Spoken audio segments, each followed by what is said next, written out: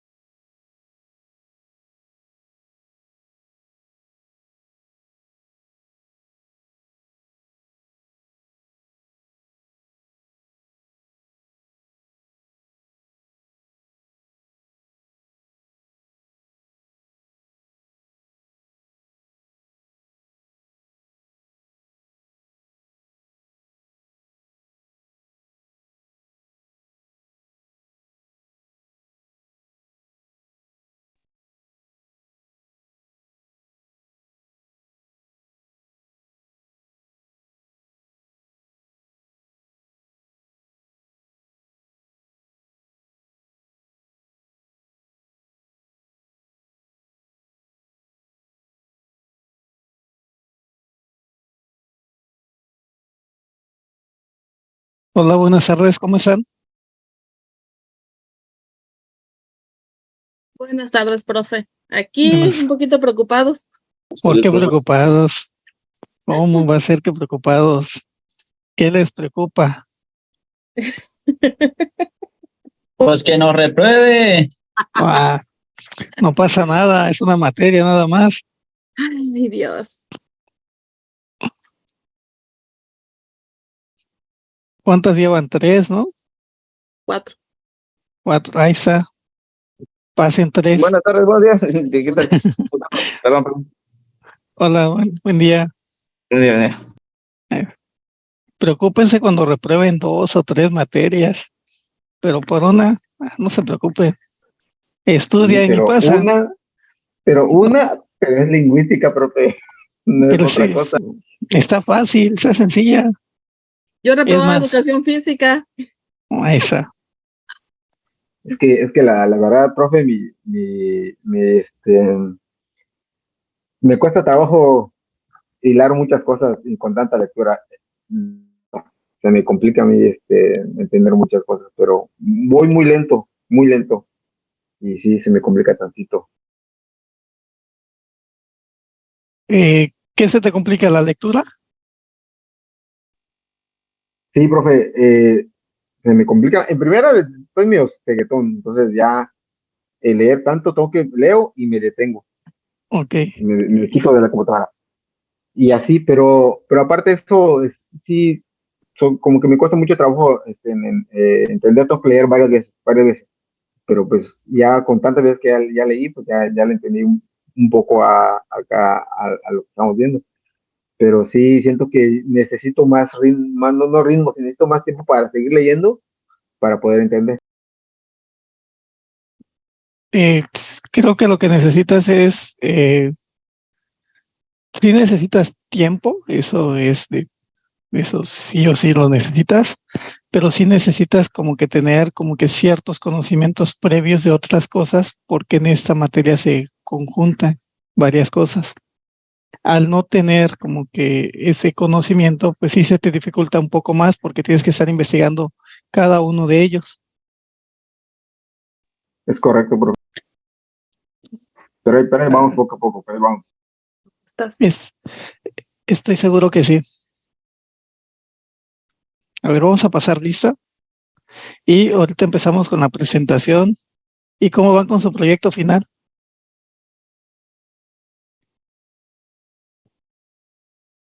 No, pues la verdad es que no. No, A que duras penas terminamos esto. cómo va a ser, ya ven, me dejan para lo último y así cómo van a pasar. No, pues al contrario, su materia ha consumido más horas y tiempo que las otras hacía duras penas y como que, sí, ya le hicimos rápido, ¿no? Pero la docente sí consume mucho tiempo, profe. Pues ahí Y lo eso, vamos. y eso de ser ¿cómo se llama? El mandil en la casa, pues uno tiene que llegar a hacer cosas todavía. Ok, vamos a pasar lista y ahorita empezamos con las presentaciones. ¿Sí las tienen? Sí, Sí, profe. ok. Ok, está bien. A ver, denme un minuto, por favor, en lo que... Ok. Banda Mosqueda, Juana. A tiempo, profe. Buenos días. Buenos días. Kamal Canul, Lucy. Presente, maestro, buenos días. Buenos días, Lucy. Chuck Méndez, Joel.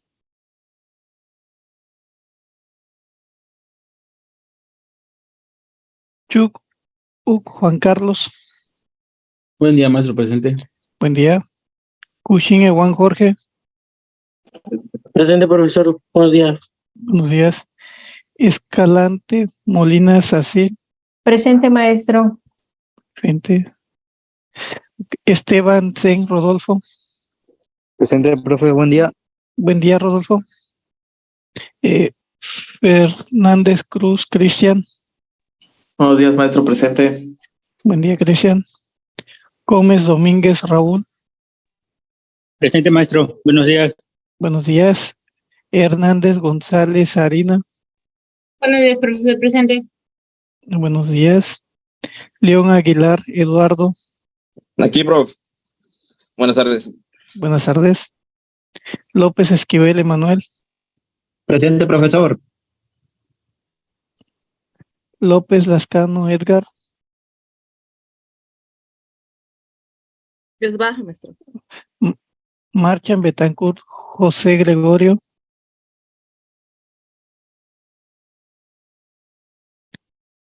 Martínez Yam, Josué. Es baja, maestro. Mendo López Perla. Presente, maestro. Buenas tardes. Panti Trujillo Ángel. Es baja, maestro. Pérez Alcocer, Eric. Es baja. Pérez López Emanuel es baja. Henry también es baja. Reyes es baja. Y Toto García Jadiel Presente. también es baja. Y nunca pudo pronunciar su nombre bien, profe. Ah, que es Gediel. Sí, cierto, es Gediel, no Jadiel. Yedidiel. Sí, cierto, perdón, soy ciego. Yedidiel. Henry. Presente, profe, casi baja. Vázquez Montejo, Hugo.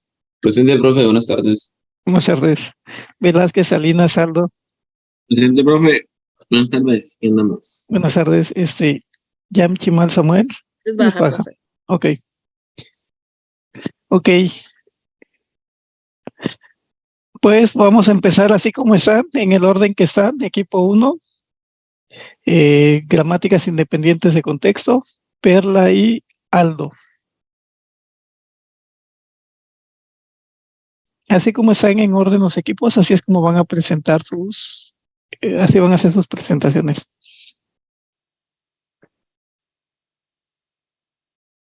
Dale, Aldo. Buenos días, compañeros. Buenos días, profesor.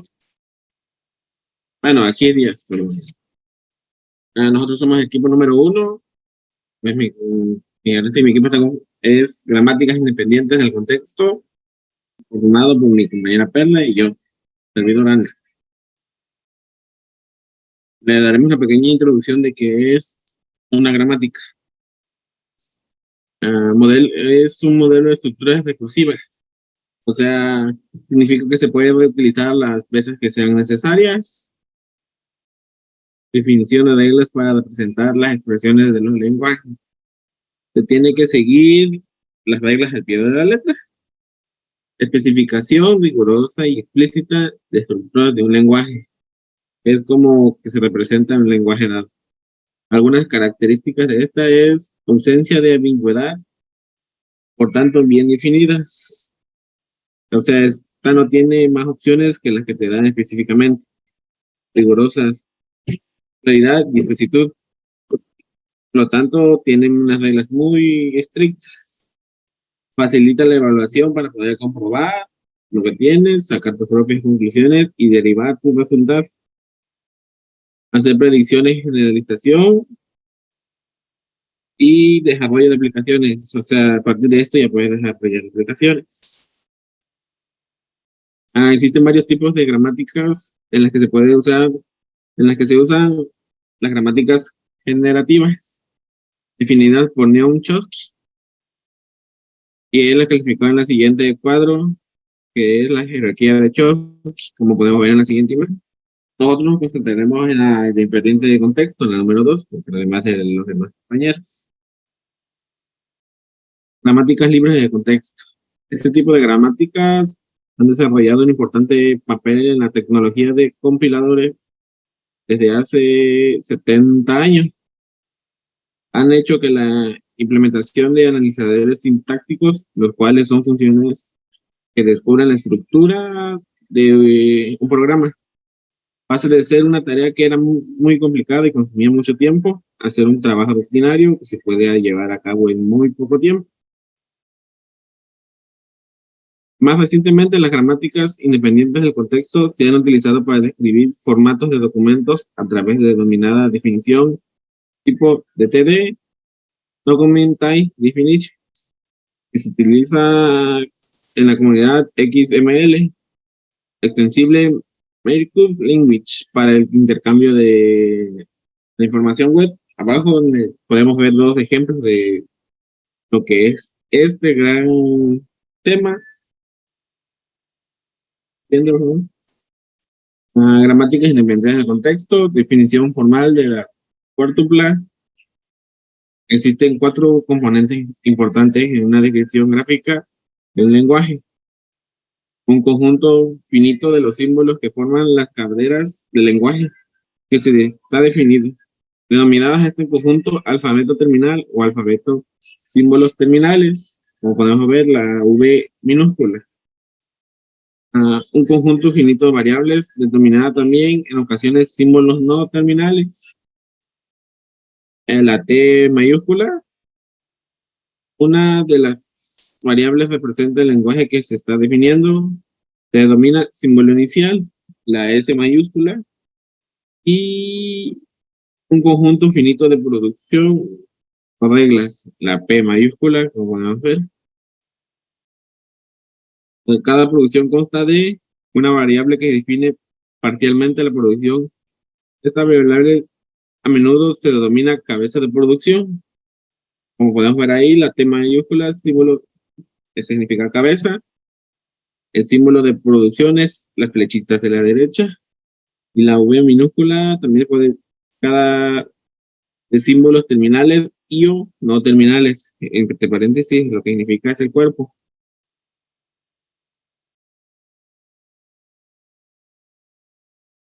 ¿A qué se refiere con el término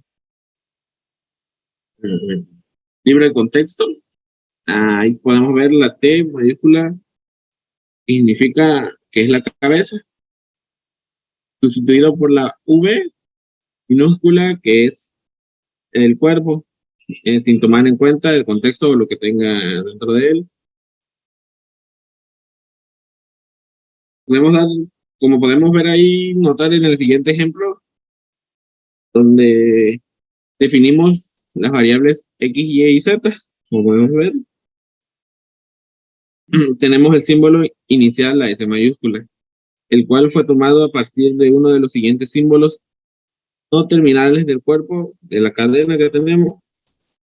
Entonces, se generaría una cadena más o menos así como la que está más abajo de la pantalla, como podemos ver, en donde podemos notar que las variables X, Y, Z las reemplazamos por los siguientes símbolos no terminales que antes eran la S mayúscula arriba.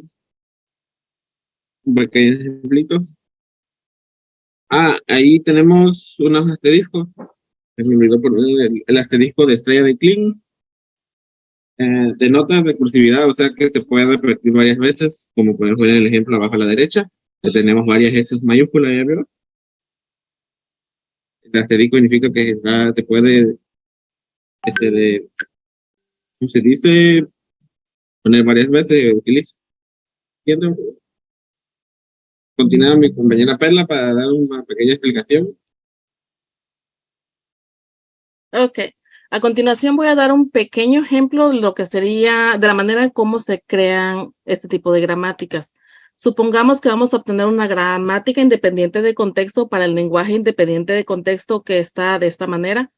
Nuestro lenguaje nos está diciendo que tenemos una secuencia de números de A, seguido por una secuencia de números de B, seguido por unas secuencias de números de C y seguido por unas secuencias de número de D. Entonces nos está diciendo las reglas.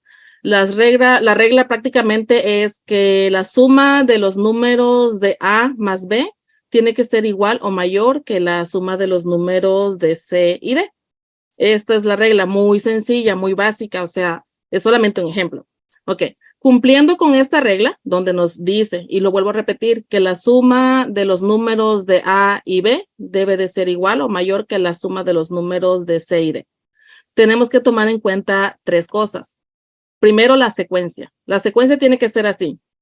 A seguido de B, seguido de C y seguido de D. Entonces, aquí tenemos esta cadena de símbolos donde está cumpliendo con la secuencia especificada. A seguido de B, seguida de C y seguida de D. Tenemos la siguiente cadena que también está cumpliendo de cierta manera con la secuencia, solamente que tenemos una A que no está, no tenemos ninguna A, pero está cumpliendo con la secuencia y ahorita vamos a ver por qué. Aquí tenemos otra cadena que no está cumpliendo, o sea, que no pertenece a esta gramática porque no está cumpliendo con la secuencia. Tiene una C metida en medio de la A y de la B y tiene una A al final, o sea, que no pertenece a esta gramática. Lo segundo, que los números de A, B, C y D podrían ser igual a 0. ¿Ok? Lo que significa es que, por ejemplo, en esta cadena tenemos que no hay A, lo que significa que A es igual a 0. Pero siempre y cuando esté siguiendo la secuencia que ya habíamos establecido, entonces significa que esta cadena sí pertenece a la gramática. Tenemos esta otra cadena donde B y C son igual a 0, pero por ende también está cumpliendo con la secuencia porque seguimos teniendo A y seguimos teniendo D. Esta no cumple, esta gramática no pertenece al lenguaje porque no tiene A ni B, o sea, A y B es igual a 0. Y lo vamos a explicar en este ejemplo. Tiene que cumplir con la condición. ¿Cuál condición? De que la suma de A y B tiene que ser igual o mayor a la suma de C y D. Esta, pues, B y 0 no existen, entonces prácticamente la suma es menor que C y D. Lo vamos a explicar de esta manera. Aquí está diciendo que los símbolos A y B, el número de la suma de los símbolos de A y B es 5 y la suma de los símbolos de C y D es 5. Por lo tanto, está cumpliendo con la condición y esta cadena de símbolos pertenece a la gramática. Tenemos aquí otro ejemplo donde estamos viendo que la suma de los símbolos de A y B es 5 y la suma de los símbolos de C y D es 2. Por lo tanto, está cumpliendo porque la suma de A y B es mayor que la suma de C y D. O sea, esta cadena también pertenece a la gramática. Tenemos otro ejemplo más que no pertenece a la gramática, ya que la suma de A y B es mucho menor a la suma de C y D. Por lo tanto, no pertenece a la gramática porque no está cumpliendo con la condición. Vamos a crear una gramática. Vamos a definir las variables que tenemos, que son A, B, C y D, donde vamos a representar la A minúscula por una A mayúscula. ¿Por qué lo hacemos de esta manera? Porque la A mayúscula va a representar que nuestra gramática o nuestra cadena de símbolos puede tener una A o puede tener muchas A. Lo vamos a representar por medio de la A mayúscula. Lo mismo con la B. Vamos a representar los símbolos B por medio de una B mayúscula, donde les recuerdo significa que tiene una B o tiene muchas B.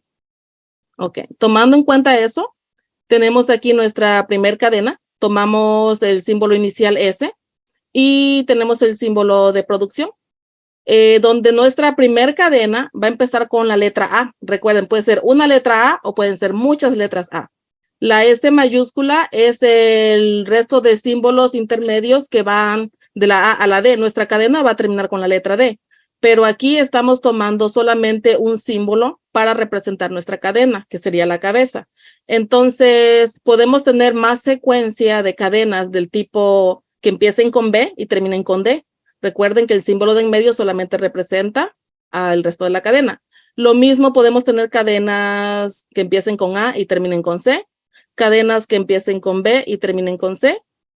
Podemos tener solamente cadenas de puras A, podemos tener cadenas únicamente de puras B y podemos tener cadenas de solamente A y B. Mientras el número de A y B sea mayor al número de C y D, podemos tener eso. Y también en algún momento nos vamos a quedar sin símbolos para procesar, entonces es donde lo vamos a representar con la letra epsilon y significa que está vacía, la cadena es vacía. Ok, nuestra siguiente cadena la vamos a representar con el símbolo terminal o con el símbolo inicial X, donde estamos representando las cadenas que empiezan con B y terminan con D. Vamos a tener también secuencias de cadenas que empiecen con B y terminen con C, cadenas solamente con B. Con A no, porque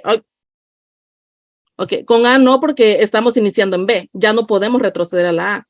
Entonces, en un dado momento nos vamos a quedar sin Bs y la cadena se va a convertir en cadena vacía. Lo mismo va a ser con la siguiente cadena, al ser procesada, nos puede dar secuencias de B que terminen en C, nos puede dar solamente cadenas de B y por último nos puede dar cadenas vacías. Lo mismo para la siguiente secuencia o para la siguiente cadena. Entonces, pues debido a que no hay mucho tiempo para seguir explicando y hablando como loro, pues pienso yo que hasta aquí voy a dejar el ejemplo de lo que sería más o menos cómo funcionan las gramáticas independientes de contexto. ¿Dudas, preguntas?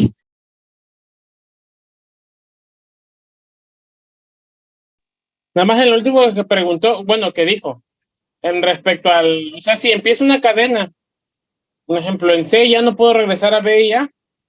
No, porque recuerda que tenemos establecido que la secuencia es A seguido de B, seguido de C y seguido de D. No puedes retroceder de C hasta la letra A, porque ya no va a cumplir con la secuencia establecida por el lenguaje. La gramática no va a pertenecer al lenguaje. Ok, va. ¿Dónde se utiliza este tipo de gramáticas? Este tipo de gramáticas lo leen los autómatas de pila, que es lo que estábamos viendo la semana pasada. Ya no me haga hablar, profe. Pues sigue, tenemos chance. Estoy portando, no, pero es que tienen que pasar los demás. Okay, o sea, bien. Por mí, yo les sigo. Ok, muy bien. Perfecto. Siguiente equipo, número 2. Jerarquías de Chomsky. Banda Mosqueda, Juana y Tum Surum Henry. Voy, profe. Vamos, cámara perla.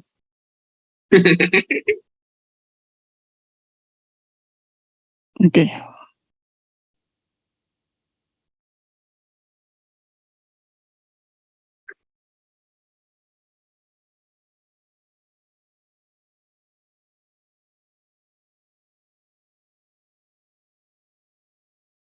Ok, profe. Nuestro equipo número 2 está conformado por Jerry Sarmiento Zuluk y su servidora Juana del Carmen Bando Mosqueda. A nosotros nos tocó lo que es el tema de jerarquía de Chomsky. En 1956, Chomsky publica Three Models for the Description of the Language, un trabajo en el que se describen las propiedades de los tipos de lenguajes formales correspondientes a gramática en relación a su complejidad computacional. Chomsky, de alguna forma, nos ayudó a crear una estructura de lo que son los lenguajes dependiendo de su gramática.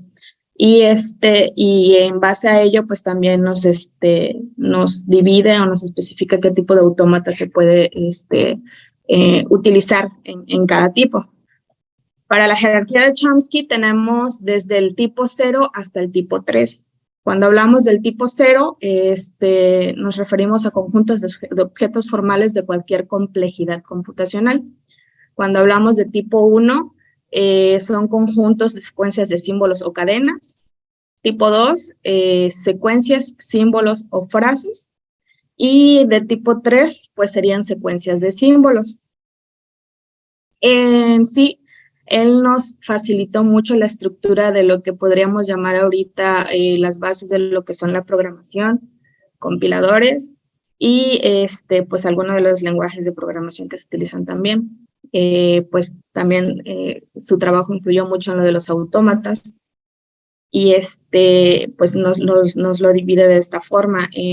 Su jerarquía se divide en 3 principales pues estructuras, ¿no? Que son los lenguajes, las gramáticas y pues en donde nos especifica el tipo de autómatas. Cuando hablamos del tipo 0, él se refiere como que al más potente, donde utilizamos lenguajes recursivamente numerables, y pues en esta sección es donde pues entra más la máquina de Turing. Una vez más hablo del lenguaje tipo 0, son lenguajes recursivamente numerables. Cuando hablamos recursivamente numerables, pues es como si nos refiriéramos a que la secuencia va a ir de una palabra tras de otra. Si lo explicamos de esta forma, es como si contara con un algoritmo que nos va a ayudar a interpretar de manera ordenada una palabra tras de otra, siempre y cuando pues el lenguaje nos lo permita. Quiere decir que si va a ser infinito, pues nunca va a parar. Tiene problema computable, la gramática formal irrestricta y pues generan cualquier tipo de lenguaje formal generable con esquemas finitos de producción, cuyas reglas gramaticales son de la siguiente forma. Y pues a continuación, tipo 1, 2, 3, se los va a exponer mi compañero Henry Tun. Gracias, Juana. Buenos días, compañeros. Un momento, por favor.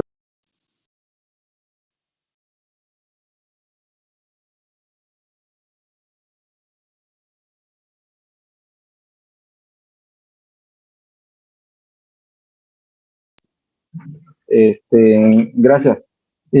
Como comentaba mi compañera Juana, nada más para dar un comentario respecto al tipo 0 que comentó ella, pues estos son reconocidos por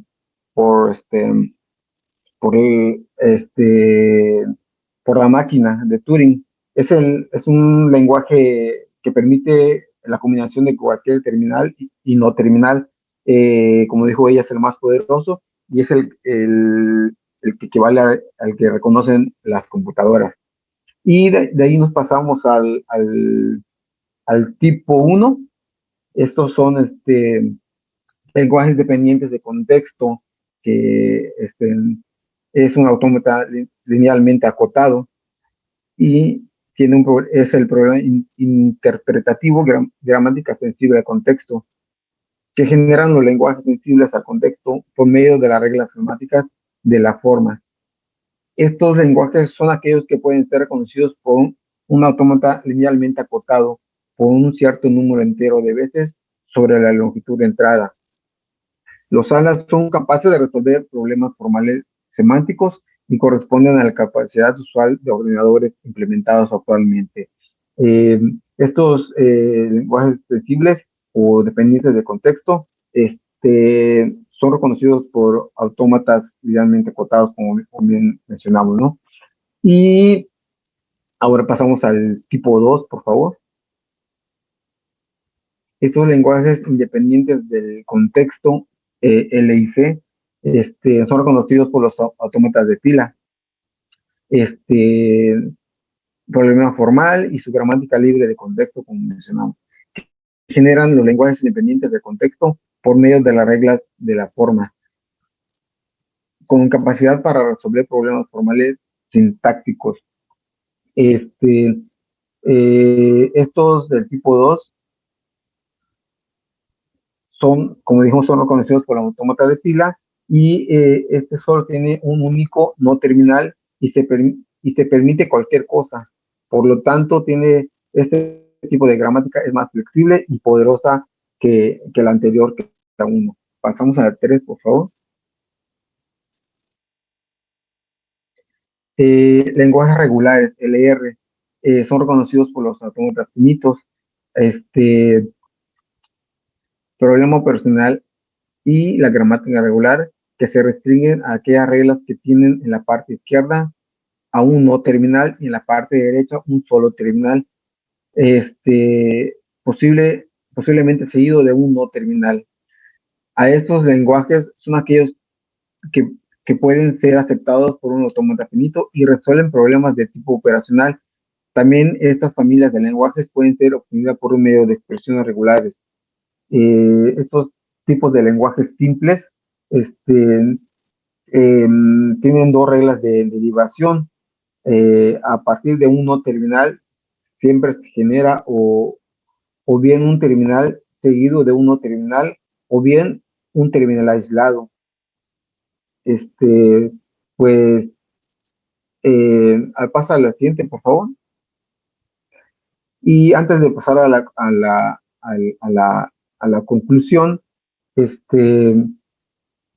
la jerarquía de Chomsky, pues es muy importante y ha permitido distinguir los lenguajes formales, aquellos que pueden distinguir las computadoras, y también aquellos lenguajes naturales que habla del lenguaje de los seres humanos, que tienen reglas gramaticales muy específicas y que no pueden ser comprensibles al 100% por una máquina, pues debido a su ambigüedad natural de la naturaleza humana, ¿no? Como cosas que no puede entender la computadora. Y pues Chomsky pues ha sido muy útil todo lo que investigó, todo lo que nos dejó, porque hasta en la actualidad pues se sigue utilizando en la teoría de autómatas, en la inteligencia artificial, en lenguajes de programación y en otras teorías de compiladores y que vamos a estar viendo más adelante y que estamos viendo en esta materia. Y concluimos con la siguiente expresión, que gracias a Norman Crosby, que estableció las bases de la lingüística matemática o formal, y con ello proporciona una poderosa herramienta que facilitó la definición de los primeros lenguajes de programación. Se puede comprender de la manera en la que se realiza una interpretación de texto, dependiendo de mucho del tipo de lenguaje y gramática, como vimos anteriormente con los compañeros. A cada nivel de gramática se le puede asociar de forma natural a un conjunto de lenguajes que serán los que esas gramáticas generan, pero además se le puede asociar una clase de autómatas formada por aquellos que pueden reconocer dichos lenguajes, como dijimos, ¿no? Cada uno de de los lenguajes son reconocidos por un tipo de autómata. Pues gracias, profesor, y sería todo de nuestra parte. Así es, profesor. ¿Alguien tiene alguna duda o pregunta? Yo solamente quería una observación que hice en la segunda diapositiva, creo, Juana. Bueno. ¿Aquí? Creo. Acá. No, donde dice la de tipo 2. Bueno, es que en una vi que decía gramática dependiente de contexto, ahí, donde dice E, L y C. Ajá. No, esa es para independiente. No, había una donde decía, donde empezó a leer Henry, que decía L y C, pero eso es para independientes de ahí. Ah, ya. El tipo 1. Nada más era eso, ¿ok? Ok, vale. Ya. Gracias.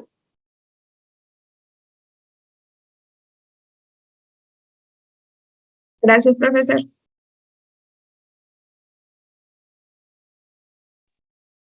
Ok, pasamos con el siguiente equipo.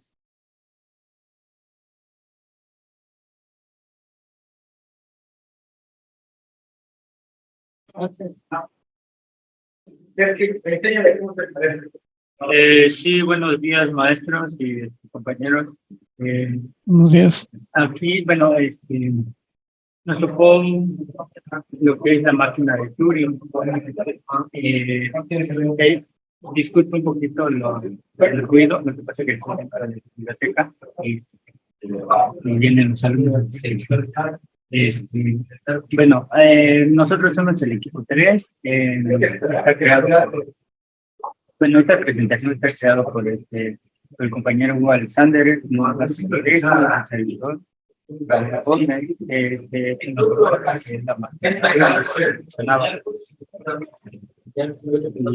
enseguida le doy una breve introducción de lo que se va a ver. Sí.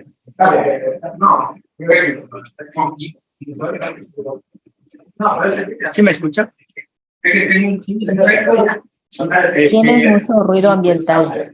Sí, lo que pasa es que estoy dentro de una biblioteca, como mencionaba hace ratito.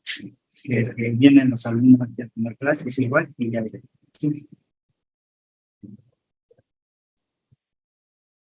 Alex, ¿puedes seguir?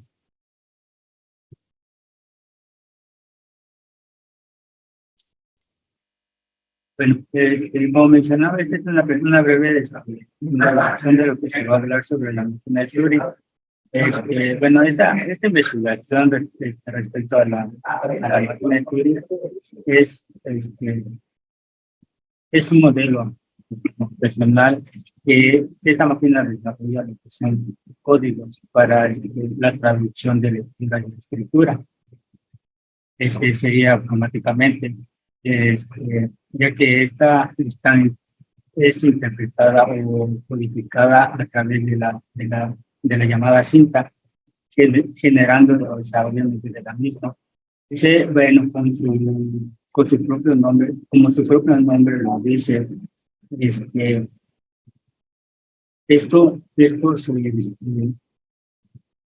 esto fue creada o sea, fue creada esta máquina de Turing, fue creada para codificar mensajes o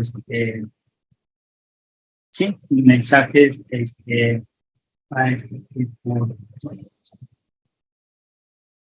para a ver,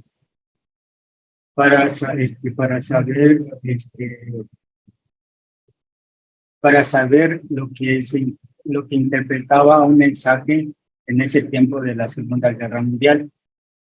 Eso, con ese fin hizo la máquina, este hombre, Alan Turing, para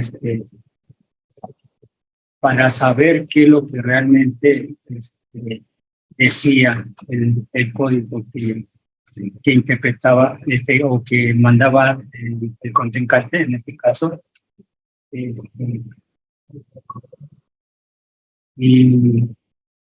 obviamente este matemático era bueno,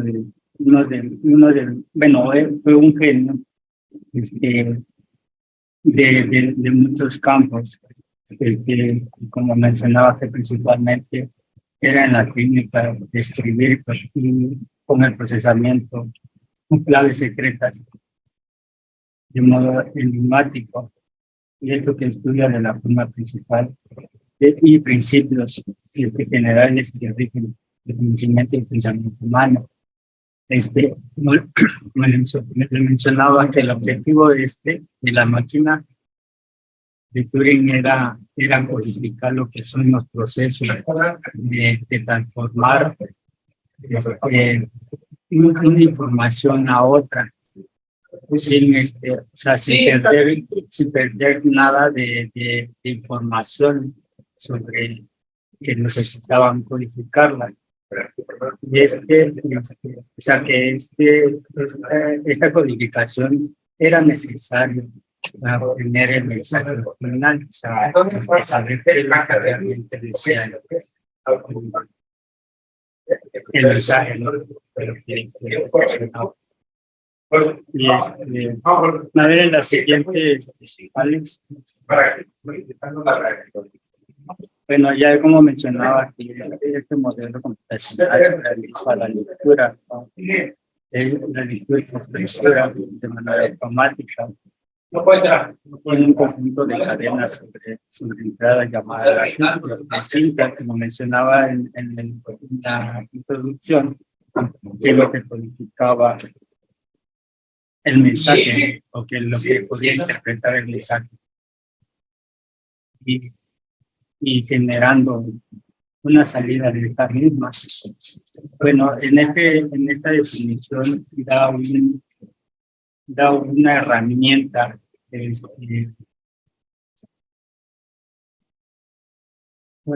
una herramienta muy importante hacia los programadores para que puedan conseguir a través de la programación hacerse más fácil entender y manejar. Yo lo veo así como manejar más fácilmente lo que es la programación. Sí, ya que es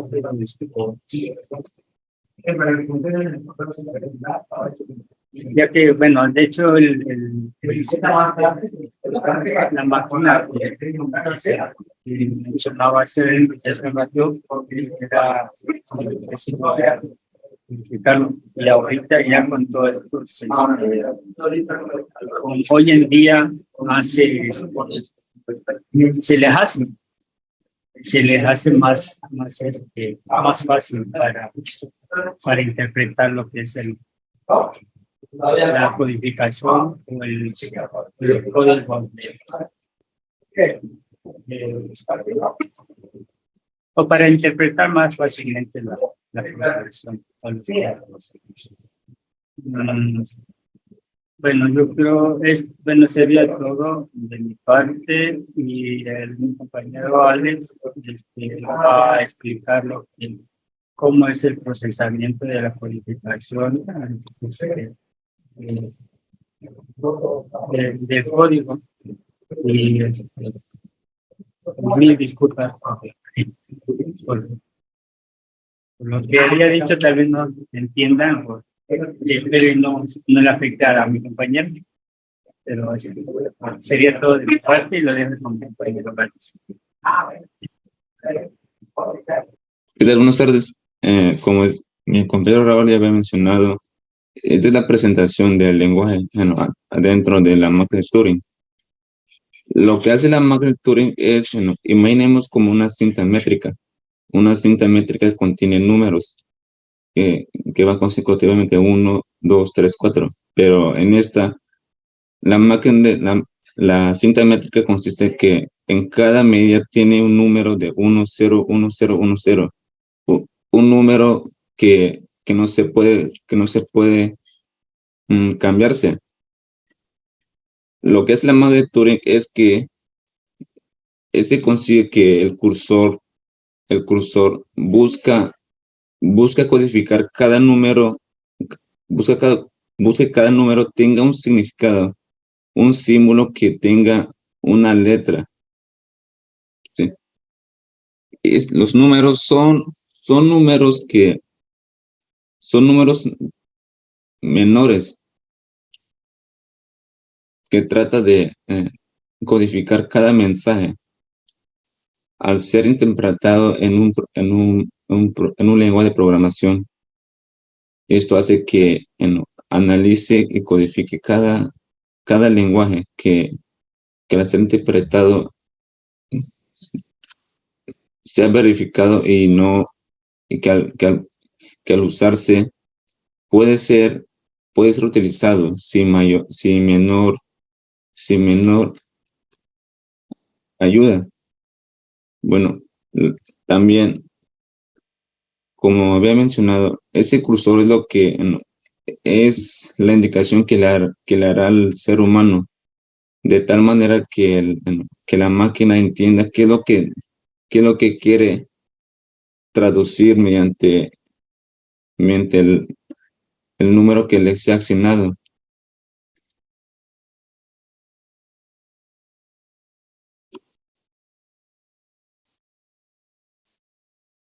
Bueno, aquí hay una imagen que indica que es la extensión de la máquina de Turing dentro de la cinta métrica. Lo que entraría que lo que son las automáticas compilan, los autómatas finitos. Estos autómatas son un sistema que deben de tener un proceso de medir cada capacidad que tiene un número, o sea, indagar cada proceso que debe llevar y tener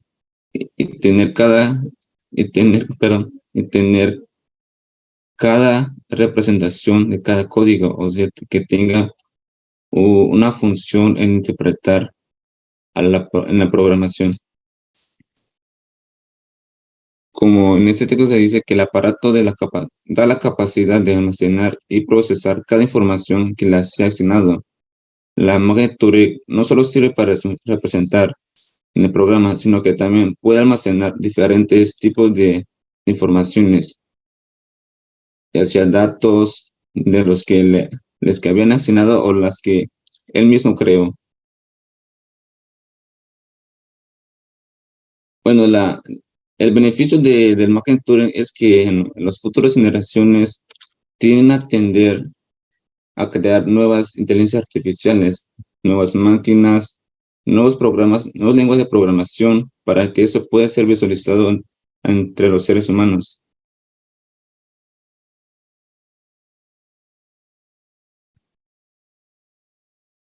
En conclusión, la máquina de Turing es lo que lee, analiza los códigos al interpretarse en un lenguaje de programación, dando a entender que tiene un significado, que tiene que traducir cada código que les sea implementado en la programación, de tal manera que eso tenga una entrada y una salida y que pueda producir todos los códigos a través de una computadora. Eso da beneficios a las nuevas generaciones, dando lugar a la creación de la IA y a nuevos lenguajes de programación. Y así facilitar el trabajo de los seres humanos, sin tener mayor riesgos o complejidad en su trabajo.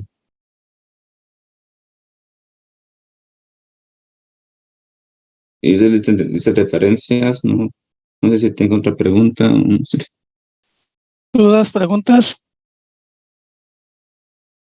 ¿Nadie tiene dudas? ¿Nadie tiene preguntas? Yo sí tengo una. ¿Cómo está compuesta la máquina de Turing?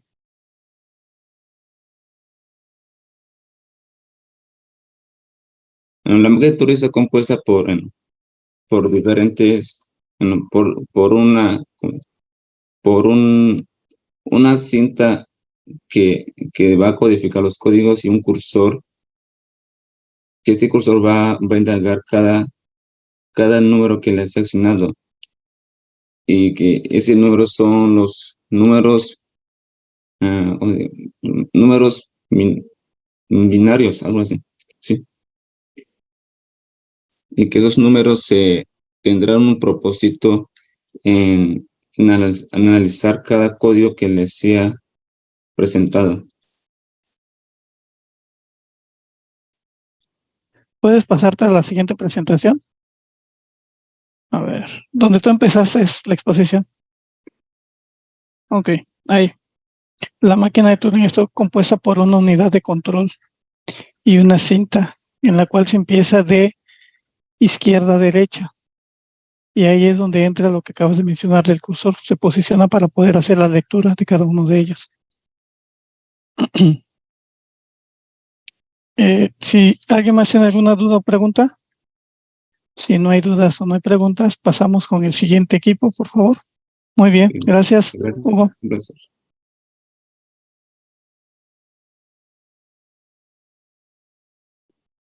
Buenos días, profe.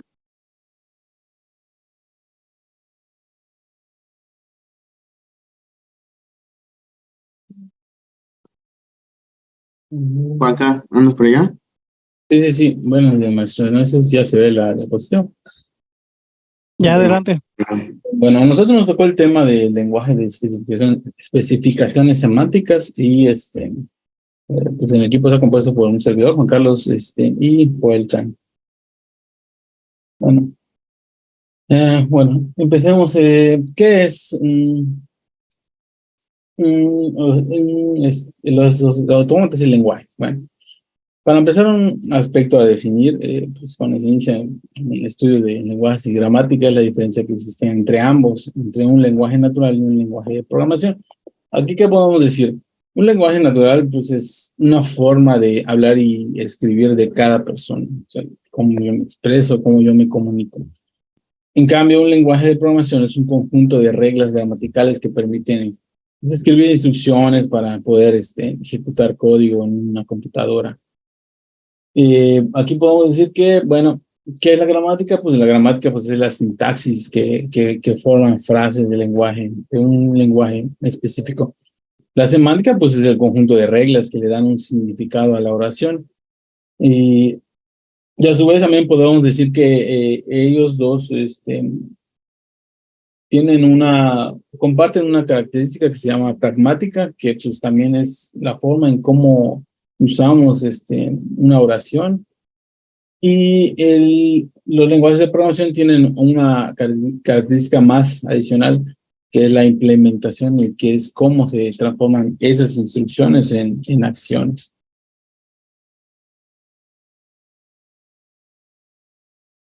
Bueno, los lenguajes de programación, pues como ya dije, se rigen por reglas, sintaxis, semántica.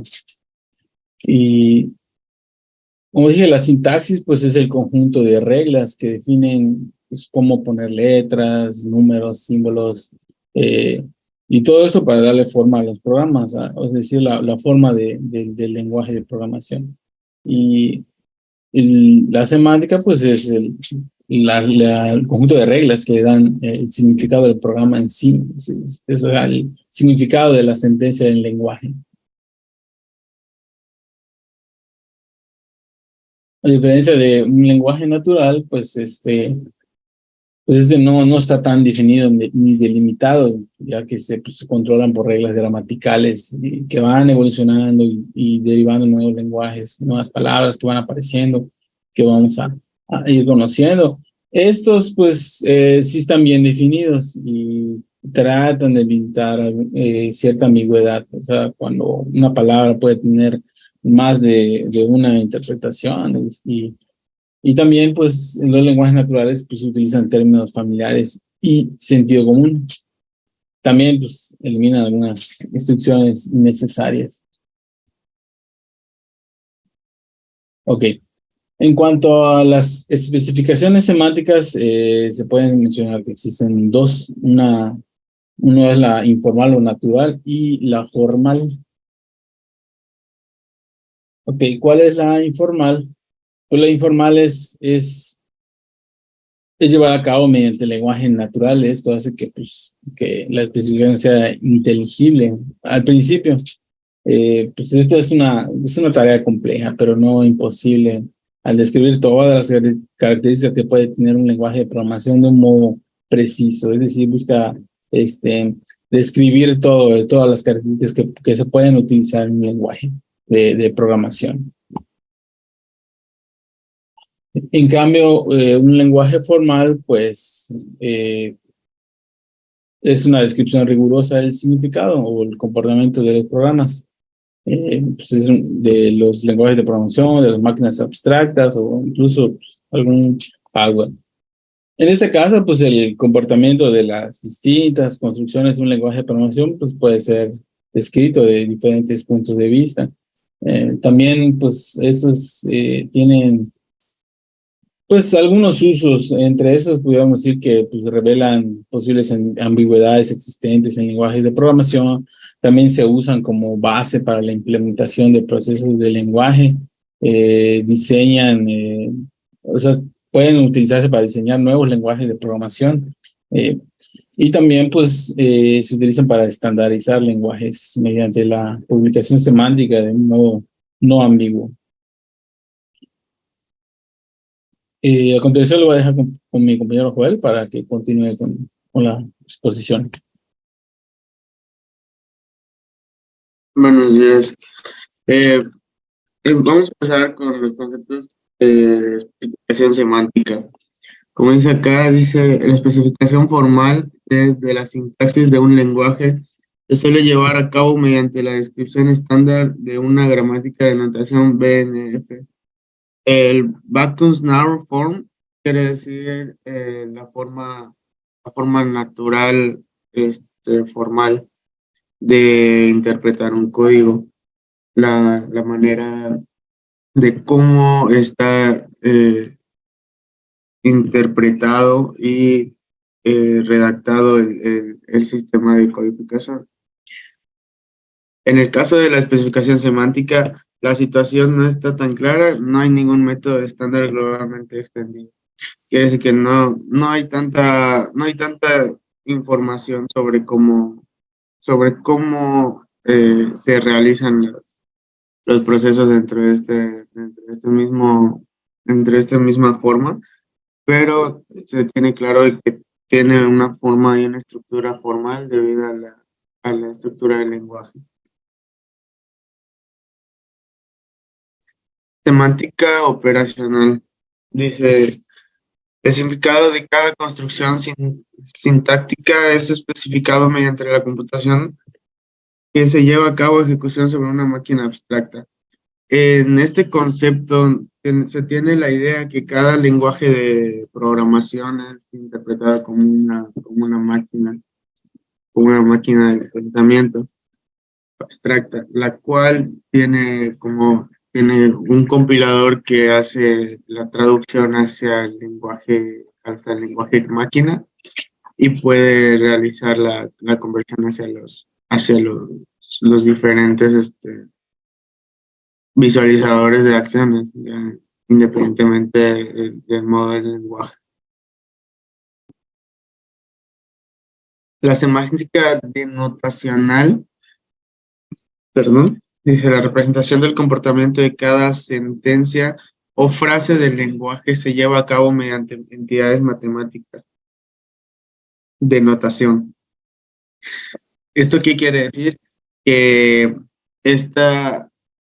este concepto está basado en que cada operación que se lleva a cabo dentro de un lenguaje formal de programación está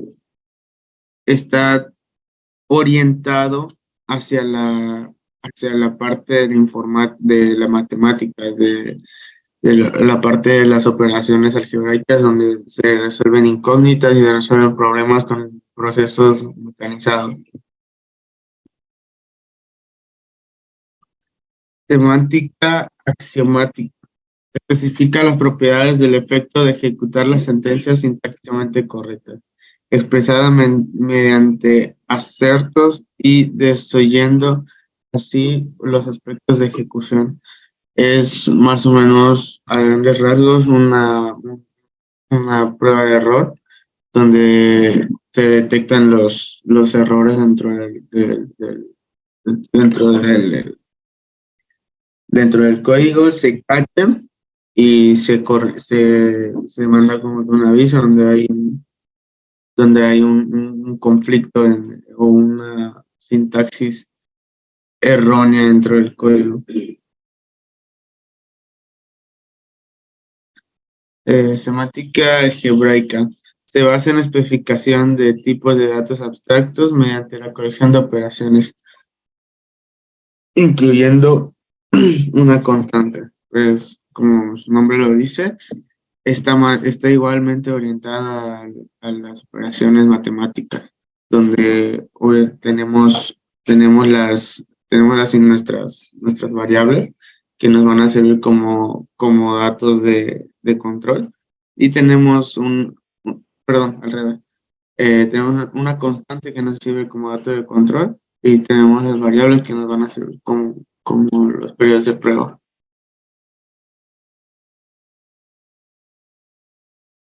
Semántica de acciones. Esta tiene historia, fue elaborada por Peter Mouse para describir la semántica de lenguajes como un modo más inteligible. Las especificaciones semánticas del lenguaje siempre han sido consideradas como oscuras o complicadas y únicamente legibles por expertos. Adquirían así una mala reputación por su uso intensivo en estudios matemáticos. Pues de alguna manera este autor dio la pauta como para que la parte la parte de las semánticas en la parte de los autómatas y el lenguaje formal de procesamiento de texto del código sea más comprensible a pesar de la complejidad a simple vista que se mira en los códigos del lenguaje.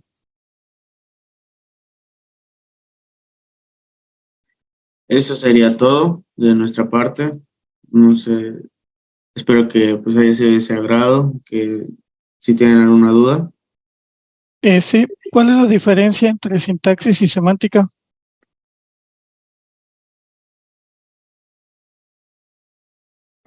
La diferencia entre sintaxis y semántica es que la sintaxis es aplicada a la manera de cómo está escrito el código, las reglas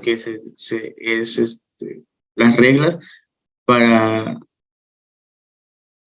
plasmar el código en el procesador de código.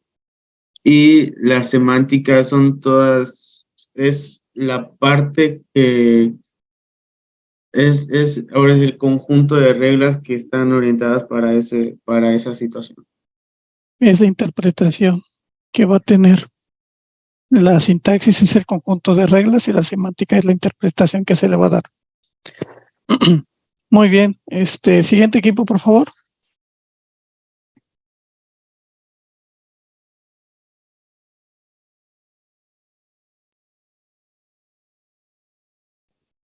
Sí, profe, vamos nosotros, equipo 5.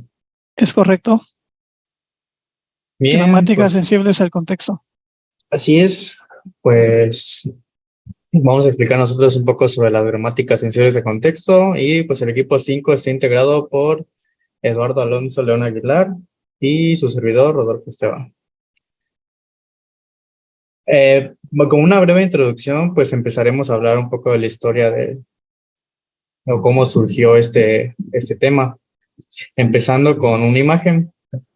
Como podemos ver aquí en el círculo, pues tenemos que se basa en lenguajes regulares. Los lenguajes regulares es todo aquello que la máquina puede interpretar, y fuera de ello existen otros lenguajes los cuales se le dificulta al ordenador de poder traducirlos a su manera, y es de ahí donde donde salen las gramáticas regulares, los autómatas finitos y las expresiones regulares. Todos esos campos son los que pueden leer los lenguajes que en los lenguajes regulares no se pueden captar para el, ¿cómo se llama? El ordenador. Adelante con la siguiente. Pasamos a la siguiente. En eso ando, me trabé. Uy, Sí, eso me pasa. Yo por eso igual no comparto casi. ahí está. Bien, y pues aquí tenemos un poco de lo que hablamos, que con las herramientas que se nos facilita construir un autómata que reconozca las cadenas que conforman A elevado a la N o B elevado a la N. Y pues dentro de los lenguajes regulares casi ninguna gramática puede producir estas cadenas. Y así como dice aquí, evidentemente hemos alcanzado un límite en nuestro poder de cómputo. Y pues aquí tenemos una breve imagen que dice, decimos que encontramos un límite, pues conocemos una tarea que no podemos realizar.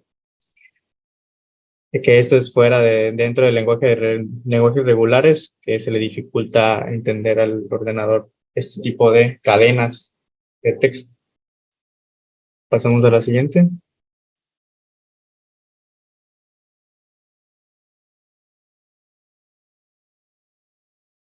Bien, aquí tenemos una cadena de texto donde L es igual a elevado a la N. Bueno, tiene su conjunto es A elevado a la N, B elevado a la N. Y ese es cuando N tiende a 0 o es mayor que 0.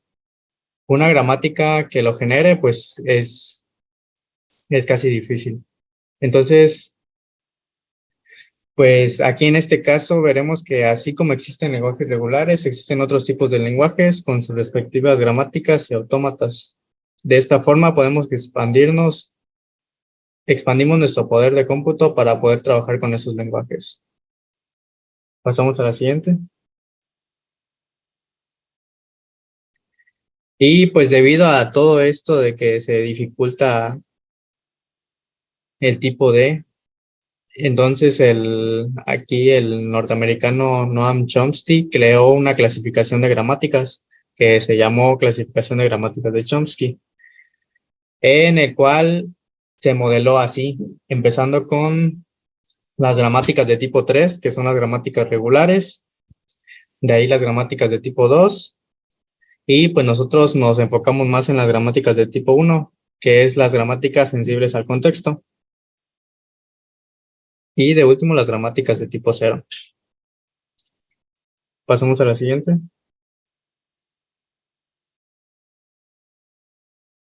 Y aquí empezamos con las características de la gramática de tipo 1, que es las gramáticas sensibles al contexto, que pues estas permiten producciones donde a la izquierda puede haber varios símbolos, que ese son el contexto, rodeando a un no terminal.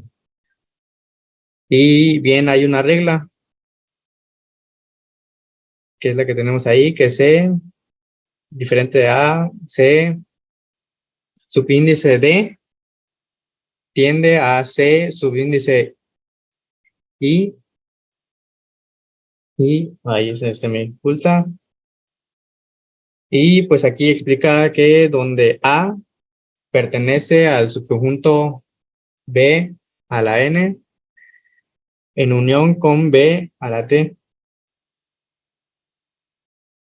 Y pues aquí C, subíndice I y C, subíndice D, forman el contexto de izquierda a derecha, del cual es sensible el no terminal A. En otras palabras, pues A puede ser reemplazado por la B cuando esté entre C y D. Bien, le cedo el lugar a mi compañero. ¿Qué tal, compañeros? Mi nombre es Eduardo.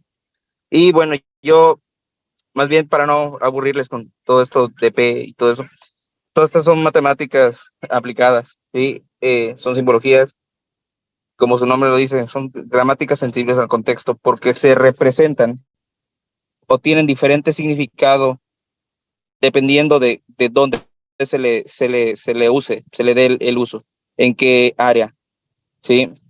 de todo esto. Para hacerles más claros, ¿sí? Toda simbología que existe en las que engloba este tema de las gramáticas sensibles al contexto, son símbolos que en diferentes materias o casos son usados, pero pueden tener significado diferente en alguna otra cosa, como por ejemplo, en aritmética, en la lógica proporcional, la lógica de predicados, la teoría de conjuntos, en cálculo diferencial, ¿sí? Todas estas letras que ven así medio raras, ¿sí? Tienen su significado tanto dentro de la materia como cálculo diferencial o como la teoría de conjuntos, ¿sí? Y fuera de ello. Por eso, de aquí, de las gramáticas sensibles y de toda esta necesidad de usar simbología para todo, más adelante se crea un lenguaje de programación, o más bien un tipo de expresión que se llama regex en computación. Regex interpreta los símbolos que tú le pones como parte de órdenes que tú le das para que te acomode un texto o haga diferentes cosas. El regex es muy flexible y engloba todas la simbología y las funciones que están viendo en pantalla. Sí, yo les quise hacer esto como en forma de conclusión, porque siento que, pues, nada más leer el tema para mí no es que ustedes lo estén comprendiendo. Sí, yo no quiero leerles un tema, yo quiero que ustedes entiendan lo que yo sé y lo que entiendo del tema, para que tengan una visión clara de lo que estamos estudiando. Sí, entonces, como les dije anteriormente, la gramática sensible al contexto es eso, simplemente son términos o simbología de funciones matemáticas, de matemáticas aplicadas, que son susceptibles a interpretaciones diferentes dependiendo del contexto en el cual se esté usando, ¿sí? Y pues llevándolo a la práctica, a palabras más concretas ahora en la actualidad, pues les comento toda esta necesidad de entender la gramática sensible al contexto es para que más adelante podamos utilizar regex. Regex es padrísimo usarlo, porque puedes hacer cientos y miles de cosas con unas simples, una función de símbolos bien escrita, ¿sí? Y no mucha gente lo sabe, incluso yo no lo sé muy bien, pero sí, es padrísimo. Bueno, eso quería comentarles. Gracias, profesor. Muy bien, ¿alguien tiene alguna duda o pregunta? Vamos a darle un poco más de rapidez porque nos faltan todavía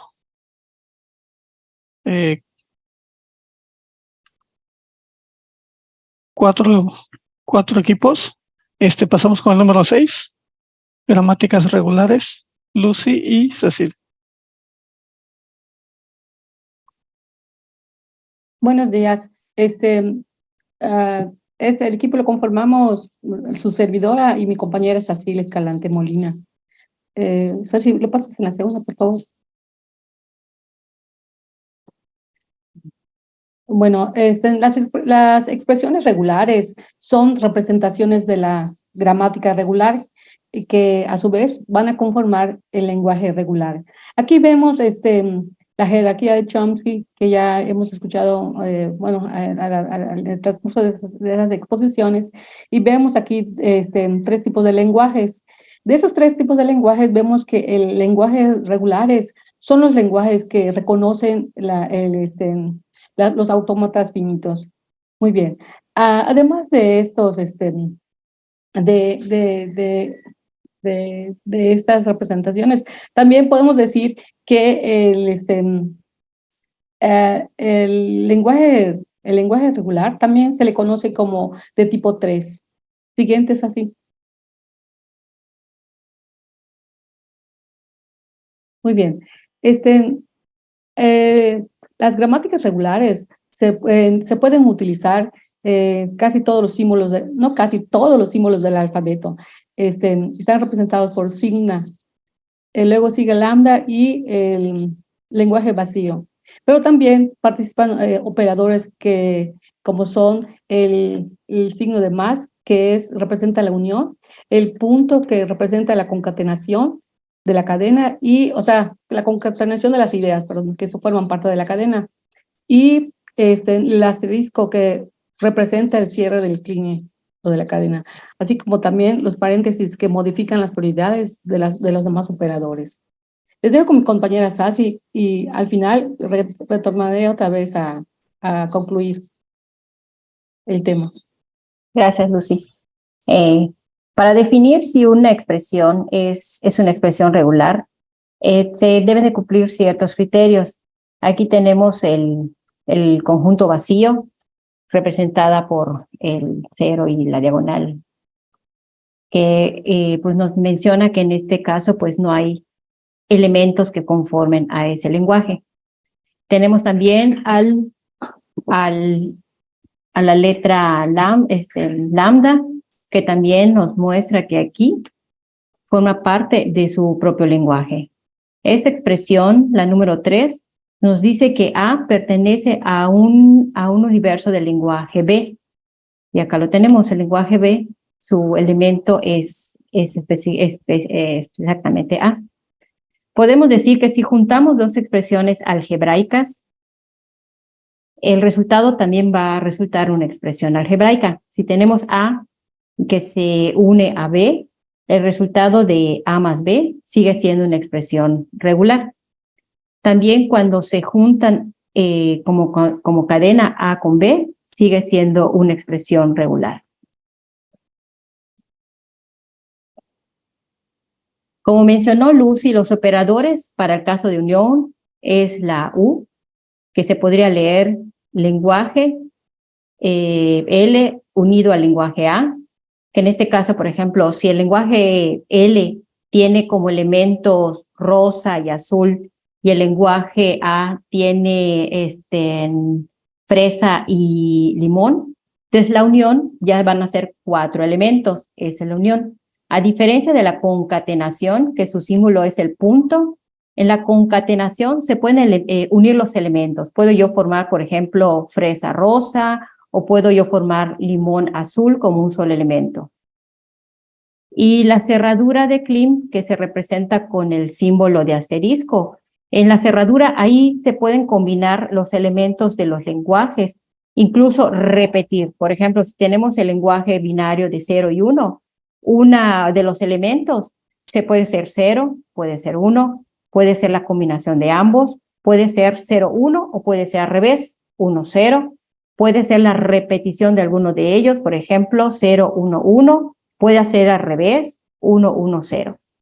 Todas estas combinaciones que hasta cierto pues podrían ser infinitos, es lo que se le conoce como cerradura de Kleene. La precedencia se refiere a la importancia o jerarquía que se le va a dar a cada uno de estos operadores. El principal o al que se le va a dar importancia es primero a la cerradura de Kleene, luego se atendería a la concatenación y por último a la unión. Y ya se atenderían luego los paréntesis que conforman a la expresión regular. Aquí un poco de teoría, nada más comentar que una gramática regular genera un lenguaje regular. Y estas gramáticas son reconocidos por los autómatas finitos.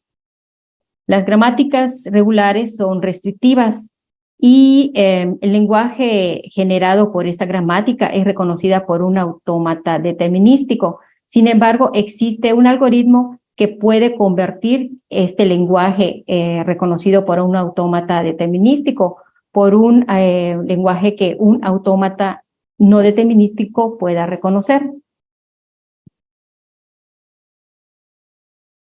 Y concluyendo, nada más comentar que el lenguaje regular, por ejemplo, tenemos acá una serie de elementos y el lenguaje regular es finito, que puede resultar de la unión de dos lenguajes regulares diferentes. Bien. Ahora sí, Lucy. Continuando, la gramática regular se divide en gramática lineal a la derecha y gramática lineal a la izquierda, perdón. La gramática lineal a la derecha es lineal porque solo tiene una variable, ¿sí? Y las producciones, las reproducciones solo se pueden tener una recursividad a la derecha. Bueno, y la gramática lineal a la izquierda. Para realizar la gramática lineal a la izquierda, da un poquito más de trabajo porque se tiene que invertir al autómata y solo se tiene que tener un estado final para que después vuelva a ser inicial. Y también para llevar a cabo estas gramáticas se tienen que seguir las reglas de producción. También las variables están compuestas por las letras mayúsculas A, B, C. O sea, son todos los símbolos del abecedario. Y las terminales por A minúscula y B. Y también el símbolo de inicio es la letra A mayúscula. Sí, y estas producciones de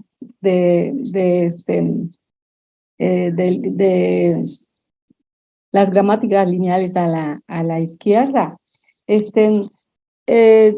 generan un poquito de confusión al final de realizarlas. Si tenemos que iniciar un autómata, tenemos que iniciar esta gramática.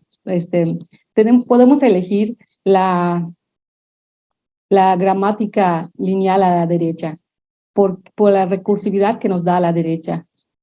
Y en cambio a la izquierda nos puede generar problemas después, ya que se tienen que estar dándole limpieza o estandarizando la gramática, ¿sí? Por eso es recomendable llevar a cabo la gramática regular a la derecha. Es todo. Ok, muchas gracias, Lucy. Siguiente equipo, por favor.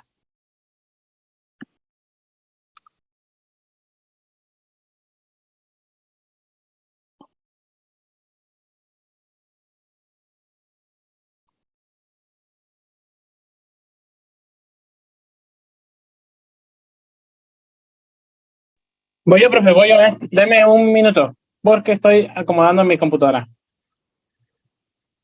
A ver. Sí. Espérenme, porque tengo problemas técnicos. Ok, si no continuamos con el equipo número 9. Si me da chance y ahorita bueno, que el 9 agarre, perdón, el 8 que agarre mi turno y ahorita hago yo en la del 8. El 9, porque José Gregorio y Cristian ya habían cruzado la materia, ellos quedarían hasta el último, en caso de que no den tiempo. El Ya voy, equipo ya voy. 9. ¿Ya está listo el equipo 9?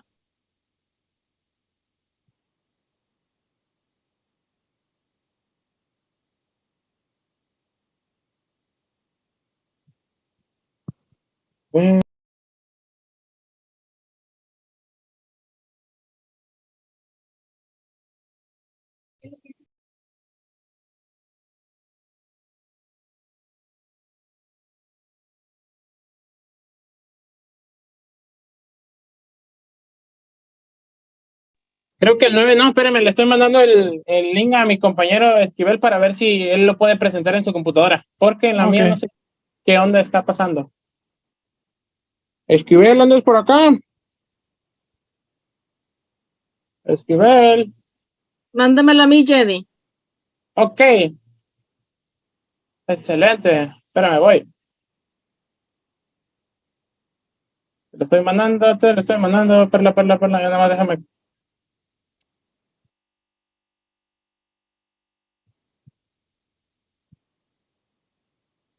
Ay, descárgalo en PDF. Voy. Es lo que estoy haciendo. Me pongo nervioso, pues. Pareces primerizo. Ahora sí, ya te lo estoy mandando el PDF. Escribió, ya te conectaste.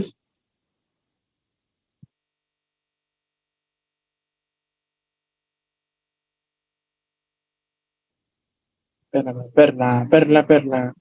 Me llega. ¿No me encuentras todavía? Es que hay muchas perlas. Digo, eres la única, pues, pero Ninguna como yo, nene. obviamente, eso. Ah, bueno, para que tú veas. Si no, no te presento nada, ¿eh? Ahí va, el documento.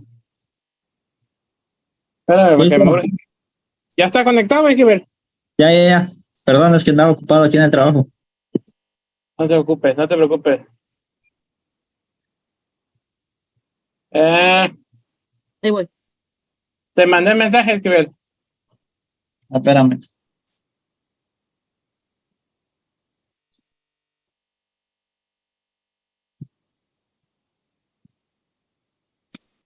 Ok.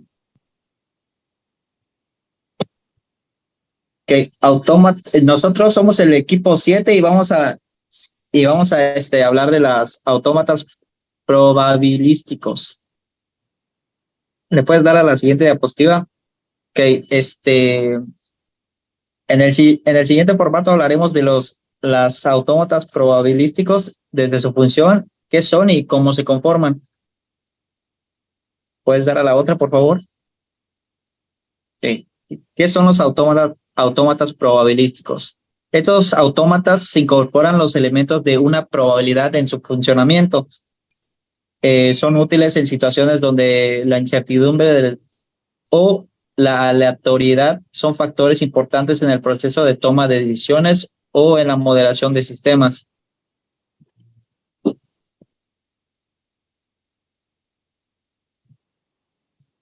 Ok. Bueno. ¿Sí? Ok, continúo yo. Como ya decía mi compañero, y como hemos visto en las otras clases, un autómata es prácticamente una máquina figurando los movimientos de un ser animado, ¿no? Algo así podría explicarse.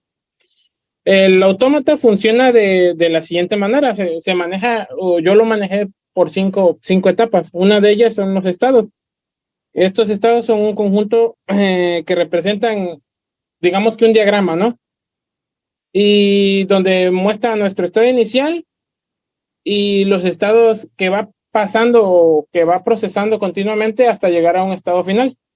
Después tenemos las transiciones probabilísticas, perdón. Estos estados prácticamente se conforman de transiciones salientes de otros. Un ejemplo, ¿cómo explicarlo? Meramente como dice la palabra, es el camino que recorre de un estado a otro. Eso es lo que nos indica. Tenemos la probabilidad de transición. En este punto, el autómata recibe un símbolo de entrada y como dice ahí, se elige una de las transiciones posibles desde el estado actual y pues ahí cambia el estado según la transición seleccionada. Un ejemplo, prácticamente simplificándolo, es la toma de decisiones que tiene el autómata al momento de trascender, ¿no? Al momento de que va a cambiar entre un estado a otro, analiza todo y revisa cuál es el estado más probable a elegir o el más funcional como tal. Puedes darle en la siguiente. Ok. También tenemos las transiciones espontáneas, o mejor conocidas como épsilon de transición. Prácticamente se basan en la misma lógica que en la anterior, nada más que en estas como que modelan los cambios que se van a hacer, prácticamente que en el anterior toman la decisión y en como que recorren cada cambio y como que lo percibe prácticamente. Los dos trabajan a la misma par, pero una ve las opciones y la otra la toma. Y por último, el procesamiento y las decisiones, que es a donde yo les explicaba, desde la transición o los cambios de estado que tiene cada autómata, checan las variables entre cada estado, utilizan la variable más factible en ese punto y se toma una decisión. Prácticamente el autómata es así, el autómata probabilístico es así, entre el cambio y cambio de estados o en la toma y toma de decisiones, valora cada uno de sus puntos o, ¿cómo podría explicarlo? Sus opciones, las valora y referente a cada opción, analiza esa misma opción para poder tomar una decisión adecuada y correcta para disminuir la probabilidad de errores y tener una probabilidad muy buena en lo que es la transición. Ahora sí que desde mis palabras, eso fue lo que entendí en lo que viene siendo los autómatas probabilísticos, y ya nada más mi compañero Esquivel va a darle la conclusión. Esqui, te fuiste. Perdón. Para la conclusión. Sí, en conclusión, los autómatas probabilísticos son una extensión de los autómatas clásicos que incorporan los conceptos de probabilidad para abordar problemas donde la incertidumbre y la aleatoriedad.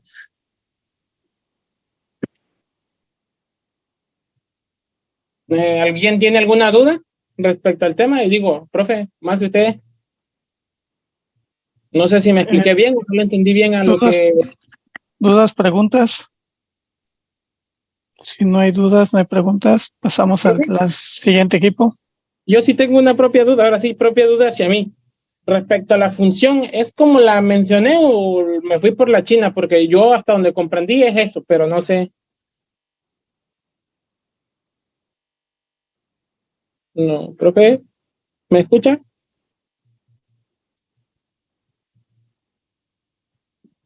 Sí. Sí, usted que maneja más el tema. Los autómatas probabilísticos, como lo mencionaste, es una generalización de los autómatas finitos no deterministas.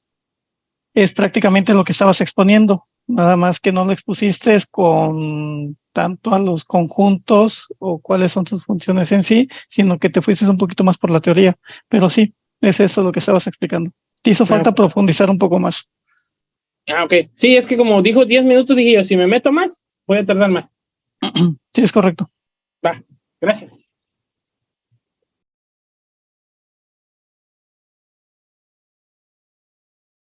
Equipo 8 o el equipo 9 están para que continúe.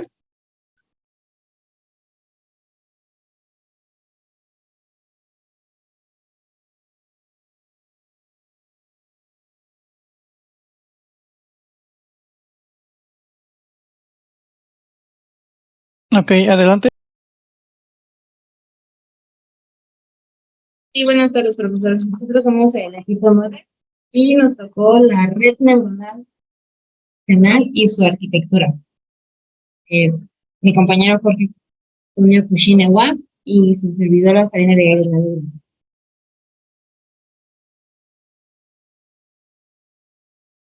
Una pequeña introducción. Un poquito de historia nada más para datos de quién la fundó. Fundamentos de las redes canales se basan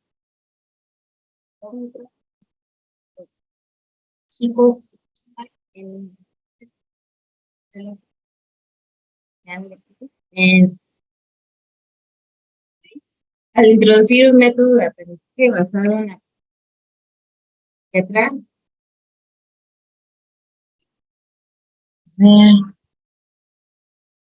A ver, ¿sí me escuchan? Hola. Se cortó un poco. A ver. No sé si está mi internet.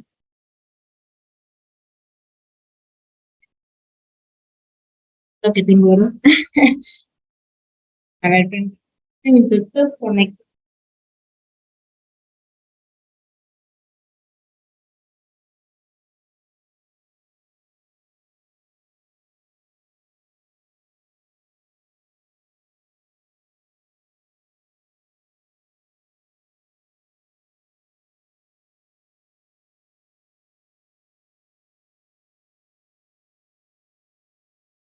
Listo, no sé si me escuchan. Bueno, bueno. Hola, hola. Ahora Sí, sí. ya mejor. Ya, perdón, es que creo que anda fallando mi laptop. Bien, regresando, si quieren les vuelvo a repetir la introducción. Pues nosotros nos tocó las redes neuronales convolucionales y su arquitectura. Les comentaba, estamos Jorge Cushing y su servidor Sarina Hernández. Les voy a contar un poquito de la introducción. Los fundamentos de las redes neuronales convolucionales se basan en el neurocognitron introducido por Kunihiko Fukushima en 1980. Este modelo fue más tarde mejorado por Jan LeCun en 1983 al introducir un método de aprendizaje basado en la propagación hacia atrás para poder probar el sistema correctamente. En el año 2012 fueron refinadas por Dan Siresen y otros, fueron implementadas por una unidad de procesamiento gráfico, GPU, consiguiendo así resultados impresionantes. Si vemos las estadísticas de las fechas desde 1983 hasta el 2012, pues vimos que pues en realidad pasó demasiado tiempo, ¿no? Que fue cuando empezaron a surgir los videojuegos y todo eso con otro tipo de visualización, ¿no? Como que más profunda en la resolución de imágenes y los FPS. Bueno, la siguiente, Kushim. Gracias. Red neuronal convolucional. ¿Qué es esto? Las redes neuronales, también conocidas como redes neuronales artificiales o redes neuronales simuladas, son un conjunto de aprendizaje de máquina, la Machine Learning, y están en eje de los algoritmos del Deep Learning, de aprendizaje de máquinas, ¿verdad? Su nombre y estructura están inspirados en el cerebro humano, imitando la forma en que las neuronas biológicas se transmiten entre sí. Lo que especifica bien, o lo que se trata de hacer aquí en las redes neuronales convolucionales es tratar de imitar el funcionamiento del cerebro humano en cómo el ojo detecta las imágenes al momento de verlas y procesarlas a lo que es la parte de atrás del cerebro, que es lo que recibe la información y pues nos indica, ¿no? Que estás viendo un lápiz, estás viendo una computadora o todo a nuestro alrededor. La siguiente, Kushin, por favor.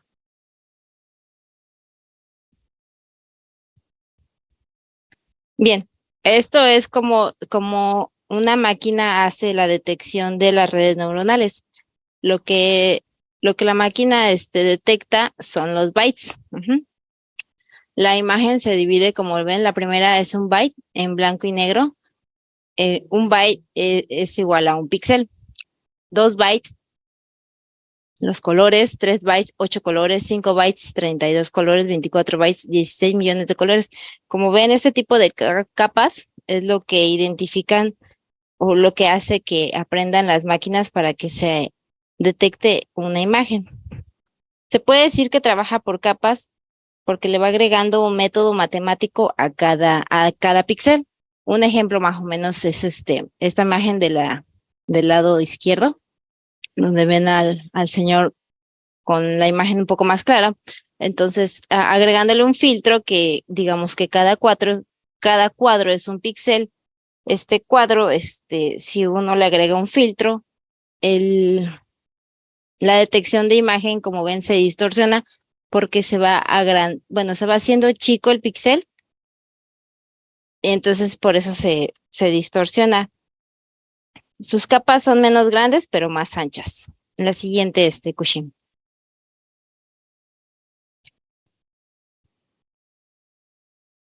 Gracias. Bueno, este tipo de detección, las redes neuronales detectan líneas, bordes, texturas, colores. Esta imagen, por ejemplo, las imágenes tienen una entrada y una salida. En medio se hace lo que es el filtro, que es lo que se divide en cada píxel y se le va agregando un número matemático.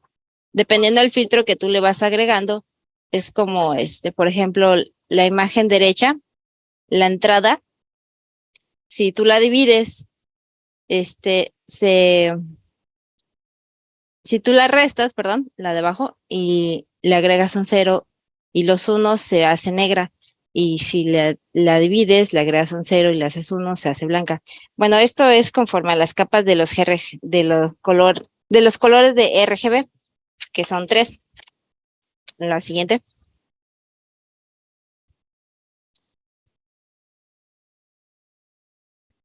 También se compone, como les decía, se componen por nodos que contienen una capa de entrada y una de salida ocultas y una capa de salida. Cada nodo o neurona artificial se conecta a otro y tiene un peso y un umbral asociados. Si la salida de cualquier nodo individual está por encima del valor umbral especificado, dicho nodo se activa, enviando datos a la siguiente capa de la red. De lo contrario, no se pasan datos a la siguiente capa de la red.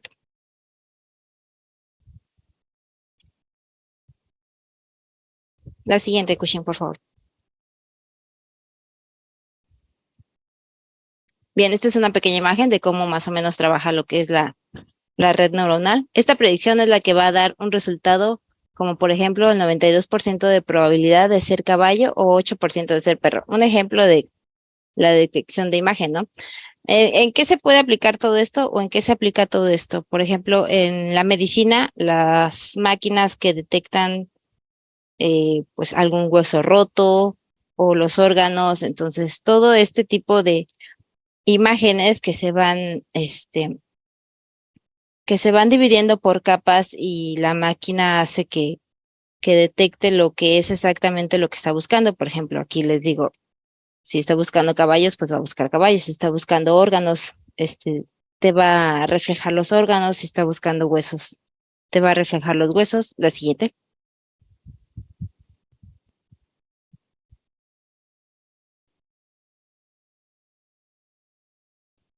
Se basa en datos de entrenamiento para aprender. Como les comentaba, todo esto es entrenado para que la inteligencia artificial detecte qué es lo que está viendo. Una vez que estos algoritmos de aprendizaje se ajustan con precisión a lo que se está programando, se convierten en potentes herramientas en ciencias de la computación e inteligencia artificial, lo que nos permite clasificar y agrupar datos a gran velocidad.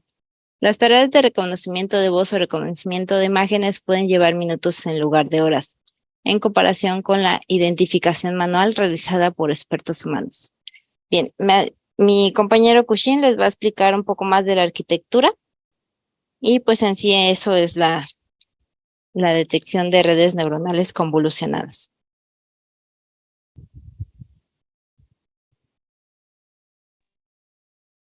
Bueno, a mí me tocó lo que viene siendo las capas de la red convolucional.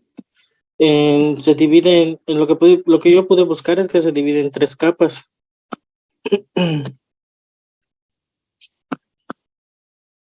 Las cuales son la capa convolucional, la reducción y la totalmente conectada.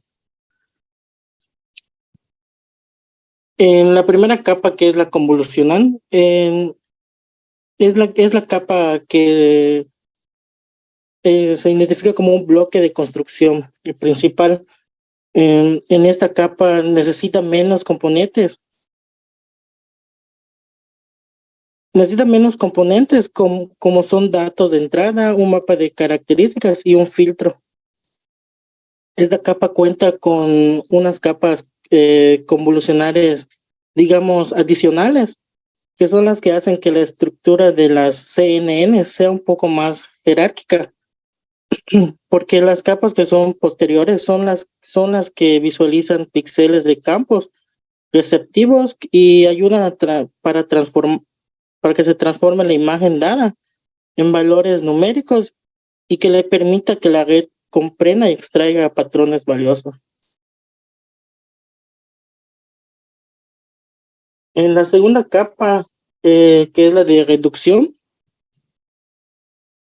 esa segunda capa es la que ayuda a poder reducir la dimensión de los mapas de características, de igual manera a mejorar la eficiencia computacional para que ayude a extraer características relevantes para la clasificación y detección de objetos. Esta capa cuenta con 2 tipos de polling más comunes, que son el max polling y el aberrant polling. El max polling es es el encargado de calcular el máximo de los elementos. Y el Everett Pollin se encarga de calcular la media de los elementos que se están estudiando en alguna imagen.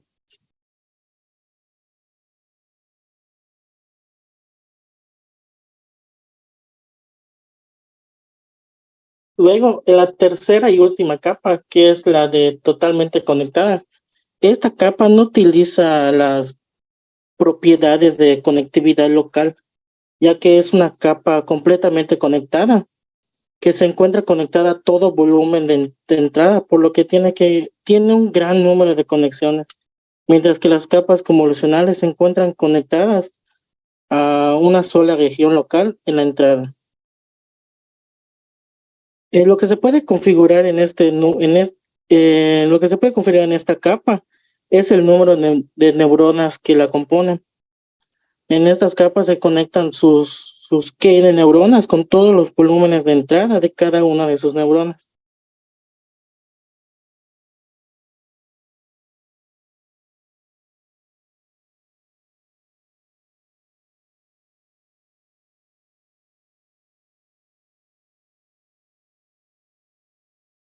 Y en la conclusión, pues, que las CNN han demostrado ser muy efectivas en una amplia gama de aplicaciones de visión por computadora, como reconocimiento facial, detección de objetos, segmentación de imágenes y clasificación de imágenes.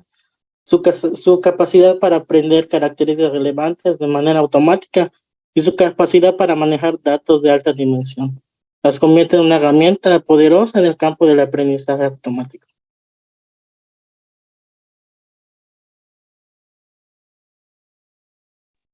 Muy bien, ¿alguien tiene alguna duda o pregunta?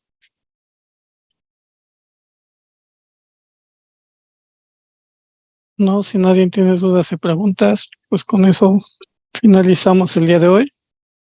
La siguiente semana van a exponer igual por parejas, pero ya va a ser su proyecto o la actividad o la última actividad. ¿Cómo van con su actividad? Pues se vence el día 30, ¿verdad, profe? Bueno, hay una semana todavía para poderlo presentar. Y sí, yo les recomiendo personalmente que se tomen su tiempo y le dediquen estos días que falta, porque copié mal unas cositas y me marcaba error, pero pues bueno, ahí voy, o sea, todavía estoy yo calándole nada más. Sí, es muy recomendable que ya lo empiecen. Ahí voy, profe, ahí voy.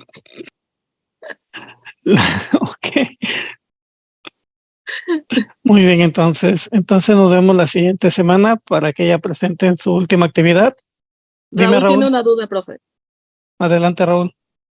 Sí, maestro, nada más quería mencionar sobre el programa. Lo que pasa es que no lo pude descargar en la Mac para correr el código. No necesitas descargarlo, lo tienes en línea. En línea, es que estuve buscando, pero no lo encontré. A ver. Perla, ¿puedes compartirle la información, por favor? Sí, profesor. De hecho, Gracias. ya lo estaba yo pasando. ¿Alguna otra duda, Raúl? No, maestro. Ok. ¿Alguien más tiene dudas? No. Muy bien. Pues muy bien, que tengan un buen fin de semana todos. Muy bien por sus presentaciones. Faltó más tiempo pero bueno. Muchas gracias, profesor. Que pase bonito fin de semana. Vamos a molestarlo muchísimo, ya sabe, yo no duermo. Y mil disculpas, pero ya sabe. Ok. Bueno, nos vemos. Buen fin de semana. Hasta pronto, profe. Hola, Gracias. profe. Hasta luego, profesor. Buen fin. Hasta luego, teacher. Bye.